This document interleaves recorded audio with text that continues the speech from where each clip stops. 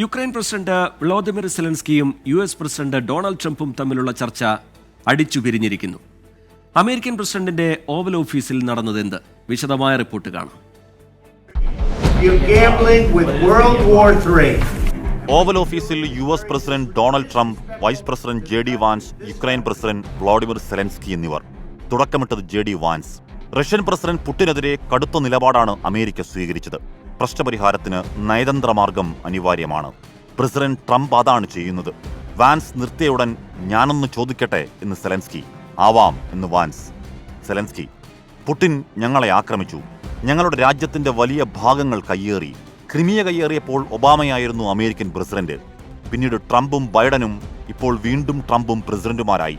2014 മുതൽ ആരും പുടിനെ തടഞ്ഞില്ല. അയാൾ കയ്യേറി, അയാൾ പിടിച്ചടക്കി, ജനങ്ങളെ കൊലപ്പെടുത്തി. പറഞ്ഞു തീരും മുന്നേ ട്രംപ് ഇടപെട്ടു. 2014 ഞാൻ പ്രസിഡന്റ് ആയിരുന്നില്ല.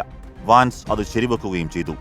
സെലൻസ്കി: അതെ, പക്ഷെ 2014 മുതൽ 2022 വരെ സാഹചര്യങ്ങൾ മാറിയില്ലെന്ന് മാത്രം. പലവട്ടം പുടിനുമായി ചർച്ച നടത്തി. ലോക നേതാക്കളുടെ സാന്നിധ്യത്തിലടക്കം. വെടിനിർത്തൽ ഒപ്പുവെക്കും, പുടിൻ ലംഘിക്കും. ഇത്തരം ഒരാളോട് എന്തു നയതന്ത്രം എന്നാണ് നിങ്ങൾ പറയുന്നത്? JD വാൻസ്: ഞാൻ പറയുന്നത് നിങ്ങളുടെ രാജ്യം നശിക്കാതിരിക്കാൻ നയതന്ത്രം വേണമെന്നാണ്. അമേരിക്കൻ മാധ്യമങ്ങൾക്ക് മുന്നിൽ പ്രസിഡന്റിനോട് ബഹുമാനക്കുറവ് കാട്ടുകയാണ് ഇപ്പോൾ നിങ്ങൾ ചെയ്യുന്നത്. സെലൻസ്കി: ഞങ്ങളുടെ പ്രശ്നങ്ങൾ എന്തെന്ന് ഒരിക്കലെങ്കിലും നിങ്ങൾ ആരാഞ്ഞിട്ടുണ്ടോ? ഈ ഘട്ടത്തിൽ ട്രംപ് ഇടപെട്ടു. ഞങ്ങൾക്ക് എന്തു തോന്നുന്നു എന്ന് നിങ്ങൾ പറയണ്ട. ഞങ്ങൾ പ്രശ്നപരിഹാരത്തിനാണ് ശ്രമിക്കുന്നത്. സെലൻസ്കി: ഞാൻ പറയുകയല്ല, മറുപടി തേടുകയാണ്. ട്രംപ്: നിങ്ങൾക്ക് ഞങ്ങളോടങ്ങനെ വാശി പിടിക്കാനാവില്ല. പിന്നീട് ട്രംപും സെലൻസ്കിയും അമേരിക്കയുടെ നിലപാടിനെ ചൊല്ലി കൊമ്പുകോർത്തു. നിങ്ങളുടെ കയ്യിൽ കാർഡില്ലെന്നും പുതിയ കാർഡ് ഇറക്കണമെന്നും ട്രംപ്. ഞാൻ ചീട്ടുകളിക്കുകയല്ലെന്നും സീരിയസ് ആണെന്നും സെലൻസ്കി. ട്രംപ്: നിങ്ങൾ കാർഡ് ഇറക്കുന്നു, നിങ്ങൾ ലക്ഷക്കണക്കിന് ജനങ്ങളുടെ ജീവൻ ചൂതാടുന്നു, നിങ്ങൾ മൂന്നാം ലോക യുദ്ധത്തിന് വഴിയൊരുക്കുകയാണ്. സെലൻസ്കി: നിങ്ങൾ എന്താണ് പറയുന്നത്? ഞങ്ങൾ ഞങ്ങളുടെ ശക്തമായ രാജ്യത്താണ് താമസിക്കുന്നത്. യുദ്ധത്തിന്റെ തുടക്കം മുതൽ ഞങ്ങൾ ഒറ്റയ്ക്കാണ്, പക്ഷേ നന്ദിയുണ്ട്. ട്രംപ്: ഞങ്ങളുടെ ആയുധങ്ങളിലായിരുന്നെങ്കിൽ യുദ്ധം 2 ആഴ്ച കൊണ്ട് തീർന്നേനെ.